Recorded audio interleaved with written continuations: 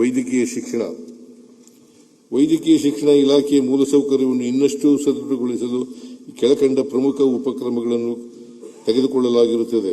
ಕಾರವಾರದಲ್ಲಿ 138 ಕೋಟಿ ರು ವೆಚ್ಚದ 450 ಹಾಸಿಗೆ ಸಾಮರ್ಥ್ಯದ ಮಲ್ಟಿ ಸ್ಪೆಷಾಲಿಟಿ ಆಸ್ಪತ್ರೆ, ರಾಯಚೂರಿನಲ್ಲಿ 10 ಕೋಟಿ ರು ವೆಚ್ಚದ ಟ್ರಾಮಾ ಕೇರ್ ಮತ್ತು ಮೈಸೂರು ಹಾಗೂ ತುಮಕೂರಿನಲ್ಲಿ 90 ಕ್ಯಾನ್ಸರ್ ಕೇಂದ್ರಗಳ ಕಾಮಗಾರಿಗಳನ್ನು ಪೂರ್ಣಗೊಳಿಸಲಾಗಿದೆ. 236 ಕೋಟಿ ರು ವೆಚ್ಚದ ಹುಬ್ಬಳ್ಳಿಯ ಜಯದೇವ ಹೃದ್ರೋಗ ಪ್ರಾದೇಶಿಕ ಕೇಂದ್ರದ ಕಟ್ಟಡವನ್ನು ಪ್ರಸಕ್ತ ಸಾಲಿನಲ್ಲಿ ಲೋಕಾರ್ಪಣೆಗೊಳಿಸಲಾಗುವುದು. ಬೆಂಗಳೂರಿನ ರಾಜೀವ್ ಗಾಂಧಿ ಎದೆ ರೋಗಗಳ ಆಸ್ಪತ್ರೆ ಆವರಣದಲ್ಲಿ ಅಜೀಂ ಪ್ರೇಮ್ ಜಿ ಫೌಂಡೇಶನ್ ವತಿಯಿಂದ 1,000 ಹಾಸಿಗೆಗಳ ಚಾರಿಟಬಲ್ ಸೂಪರ್ ಸ್ಪೆಷಾಲಿಟಿ ಟೆರ್ಷಿಯರಿ ಆರೈಕೆ ಮತ್ತು ಅಂಗಾಂಗ ಕಸಿ ಆಸ್ಪತ್ರೆ ನಿರ್ಮಾಣ ಮಾಡಲು ಒಡಂಬಡಿಕೆಯನ್ನು ಮಾಡಿಕೊಳ್ಳಲಾಗಿದೆ. 2026-27ನೇ ಸಾಲಿನಲ್ಲಿ ವೈದ್ಯಕೀಯ ಕಾಲೇಜುಗಳು, ಆಸ್ಪತ್ರೆಗಳು ಮತ್ತು ಸೂಪರ್ ಸ್ಪೆಷಾಲಿಟಿ ನಿರ್ಮಾಣ ಕಾಮಗಾರಿಗಳಿಗೆ 620 ಕೋಟಿ ರುಗಳ ಅನುದಾನವನ್ನು, ಉಪಕರಣಗಳ ಖರೀದಿಗಾಗಿ 220 ಕೋಟಿ ರುಗಳ ಅನುದಾನವನ್ನು ಮೀಸಲಿಡಲಾಗಿದೆ.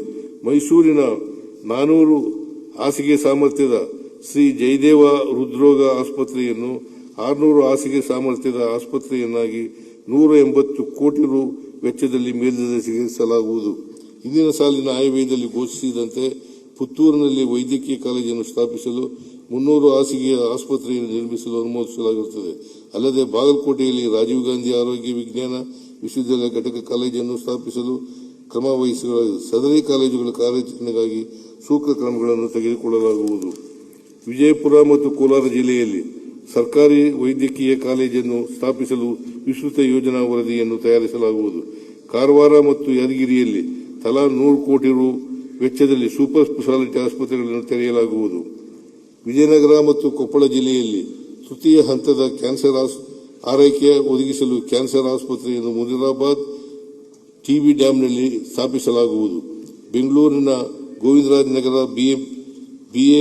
ಬಿಬಿಎಂಪಿ ಮಲ್ಟಿ ಸ್ಪೆಷಾಲಿಟಿ ಆಸ್ಪತ್ರೆಯಲ್ಲಿ ಜಯದೇವ ಹೃದ್ರೋಗ ಸಂಸ್ಥೆಯ ಪ್ರಾದೇಶಿಕ ಕೇಂದ್ರವನ್ನು 15 ಕೋಟಿ ರುಗಳ ವೆಚ್ಚದಲ್ಲಿ ಗ್ರೇಟರ್ ಬೆಂಗಳೂರು ಪ್ರಾಧಿಕಾರದ ಸಹಯೋಗದೊಂದಿಗೆ ಸ್ಥಾಪಿಸಲಾಗುವುದು.